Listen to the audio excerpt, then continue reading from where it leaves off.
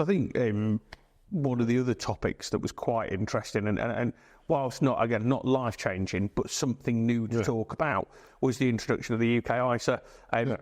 As with a lot of these things, we get the news in the budget, then you go to the HMRC landing page to find out a little bit more, and what does it say? Absolutely nothing. It's in consultation till the 6th of June 24.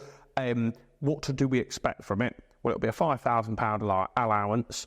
It'll sit on top of your £20,000 current ISA allowance. It should have all the same benefits, being income tax-free, capital gains tax-free, and the whole point is it's meant to be for investment into UK companies. So how do we see it working? Well, it'll just be another form of ISA allowance, which is my only frustration, because it's getting a bit awkward already with lifetime allowance, with lifetime ISA, normal ISAs, junior ISAs. They're just bolting on an old level of. They could almost do with starting this all again, and they got challenged last time about where do. They brought lifetime ISAs in, thinking it was going to be some replacement to pension schemes, and they've just sort of trundled along. They're not really being utilised.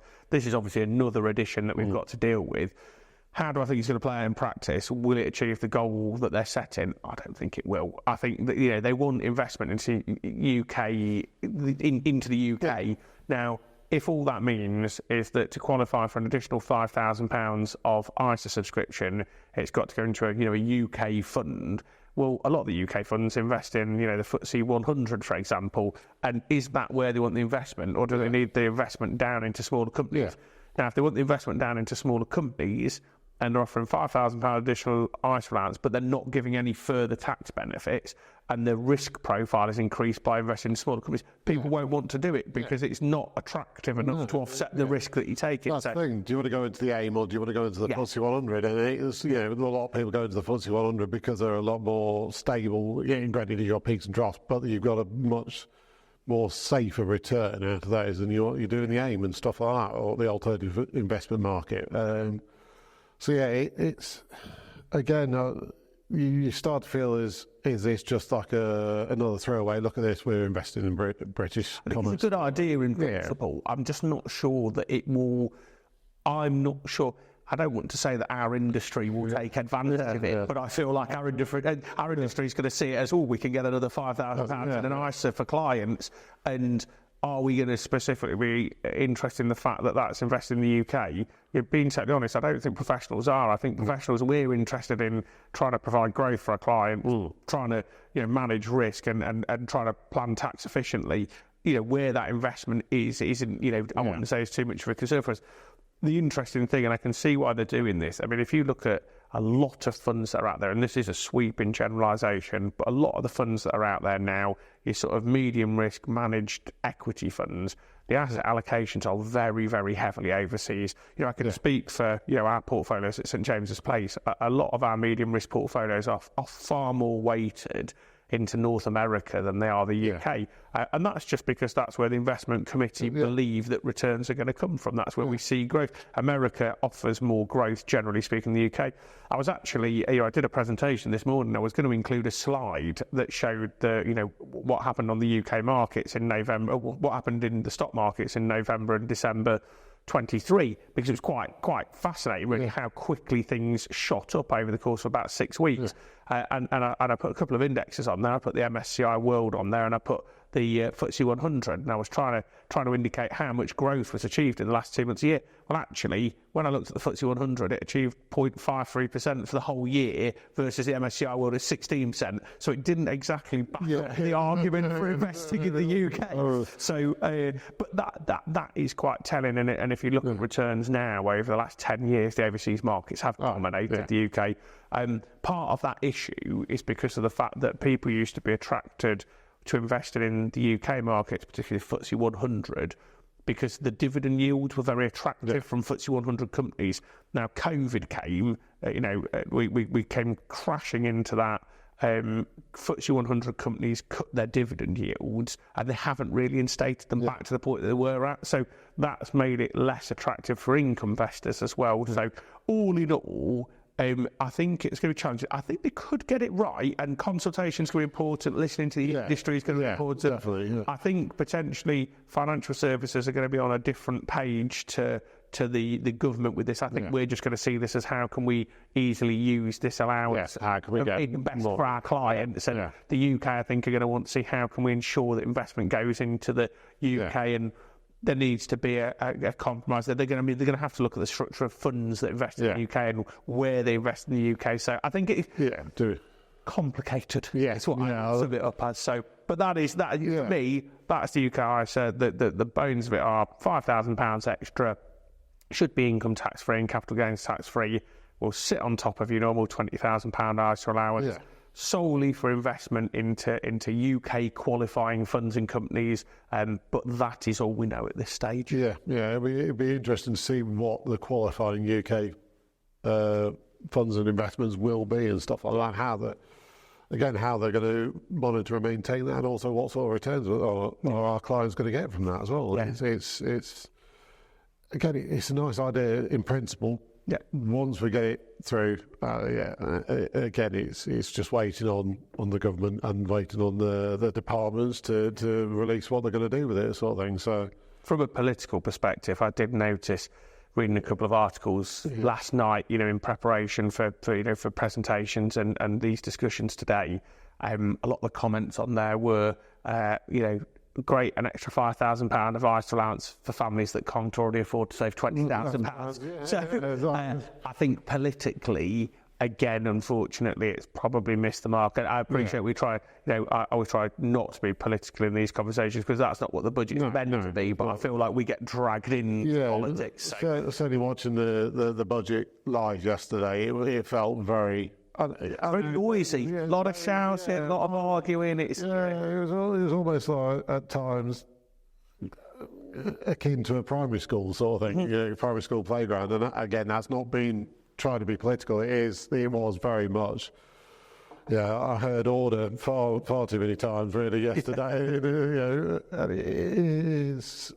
At times it felt like it was very much like a political point scoring exercise, certainly with some of the comments that Chancellor Hunt was making towards Angela Rayner and stuff, certainly to do with the property sort of side of things as well. But again, it is interesting to know that this year is going to be an election year. I think that they've tried to gear it up for an election. I wouldn't be surprised if we're looking at June, July. Based on this, again, certainly with the British ISA allowance or British ISAs coming in June, July, it'll be. I think that's what probably what we're looking at. If he probably calls it an election in August, I wouldn't be surprised because they're going to say, "Oh look, we've just brought this out," and then just in time for the election, sort of thing. So. It'll be interesting to say the least. So I think the only other thing on ISAs really, and we touched on there just briefly, is the lifetime ISA. So again, a lot of campaigning from Martin Lewis and the team at Money Saving Expert for lifetime ISAs. And the problem with them at the moment is that the idea of lifetime ISA is you save £4,000, the government add in 25%, so £1,000, and you can do that every year, and you can do that from the age of 18 to 39. So theoretically, towards buying a first-time property, it's an incredibly attractive investment. There's a couple of caveats in there. One is the value of the property is limited at £450,000. Now, we're joining you today from sunny Lincolnshire, where £450,000 is a decent budget as a first-time buyer. Yeah. But if you're down in the city, it doesn't go very far. Not only that, there is a penalty to the interest when you do buy a property that's above £450,000. So there were a couple of areas that Martin Lewis was campaigning against. One of the issues you've had over that period of time is that since 2017, house prices have gone up 30%, whereas we haven't adjusted that £450,000 allowance since that point. So in theory, that has lost 30% of its value against the property market. So there's a couple of easy fixes there, isn't there? Increase the maximum limit for the value of a first-time property. Increasing the age profile, 18 to 39, incredibly restrictive. I don't have the statistics in front of me, but I read something the other day saying that only sort of it was about 10% of people by the time they're 27 have bought a house. So actually, if the upper limit for buying a first-time property is 39, some people might only just be starting that journey. So I think the whole thing needs looking at. I do think, and apparently Rishi Sunak has come out and said that they are going to look at lifetime ISAs. And there was his comment to Martin Lewis was that there was a whole planned package of stimulus for the property sector, but house prices have been uncertain, sales haven't been as fluid, and they need to see stable recovery of property prices before they're willing to bring in anything further. So I think there will be changes with the lifetime ISA. I've spoken to a lot of clients who just don't seem to be aware that they're actually a product that's out there. The range that's available is relatively limited. That's part of the difficulty. And from the industry's perspective, the government brought out the Help to Buy ISA. Loads of providers ran to the market, spent hundreds of thousands of pounds generating this new product, which was the Help to Buy ISA, and then the government scrapped it. And they've all wrote off probably quite a lot of losses on that. So then they announced the lifetime ISA, and the industry just went, oh, we're going to wait. Let's see if this actually sticks as a product.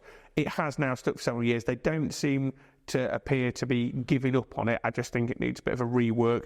And I think if they get it right, you'll see that the industry will bring more to market. I was with a client the other day. We were looking at some of the available cash lifetime ISAs that are out there, and a lot of them are the sort of online platforms, the sort of newer, more technology-based, app-based platforms. And for them, they felt that wasn't what they wanted. They wanted a more, they wanted to be able to go to a bank, they wanted to be able to get one, and their bank, not that I won't name the bank, but their bank didn't offer one. And actually, when you look sort of broader sector, there's some of the biggest mainstream providers, both cash and stocks and shares based lifetime ISA providers, just aren't entering that market at the moment. So it's a bit of a watch this space, I think. That sort of speaks volumes as well as to the more traditional bank sort of approach to it as well, isn't it? If the big banks aren't really adopting it, it kind of almost stunts the growth of that lifetime ISA as well. And again, certainly with the 18-39 age group, there's again, capping it at 39 is going to, is sort of limiting your market because certainly with the cost of living crisis and the cost of rent and stuff like that, there's not going to be many people who are under the age of 39 thinking, I need to buy my first house, or be able to buy my first house when they can barely even afford a week's shopping sort of thing. I think the one sort of closing message with lifetime ISA is that if you are 18 to 39, you are buying a first-time property. It is under £450,000. Let's not overlook the fact that a 25% overnight return, and theoretically, if you're investing in cash, no risk attached to that other than inflation long term, but no capital at risk.